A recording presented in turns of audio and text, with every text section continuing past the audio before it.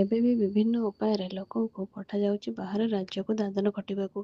ଅନ୍ୟ ରାଜ୍ୟର ଚାଲିଚଳନ, ରାସ୍ତାଘାଟ ଓ ଭାଷା ବ୍ୟବହାର ଜଣାନଥିବା ବିଭିନ୍ନ ଛୋଟ ବଡ଼ ଦୁର୍ଘଟଣା ଘଟୁଛି ଲୋକମାନଙ୍କର।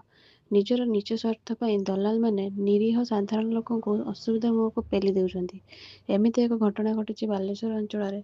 ଖନ୍ତାପଡ଼ା ଥାନା ଅନ୍ତର୍ଗତ ଏକ ହୋଟେଲଠାରୁ କିଛି ମହିଳା, ଛୋଟ ପିଲା ଏବଂ ପୁରୁଷ ଲୋକଙ୍କୁ ନେଇ ବାହାର ରାଜ୍ୟକୁ ଯାଉଥିବା ଏକ ପୋଲିସର ସନ୍ଦେହକୁ ଆସିଛି।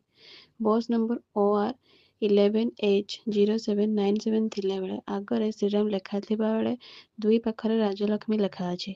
ବାହାର ରାଜ୍ୟକୁ କାମ ପାଇଁ ଲୋକମାନଙ୍କୁ ନେଉଥିବା ବେଳେ ସାମ୍ନାରେ ଟୁରିଷ୍ଟ ଲେଖା ଅଛି। ତେଣୁ ଗାଡ଼ି ଯାଞ୍ଚ ପାଇଁ ପୋଲିସ ଡ୍ରାଇଭରକୁ ଅଟକ ରଖିଛି।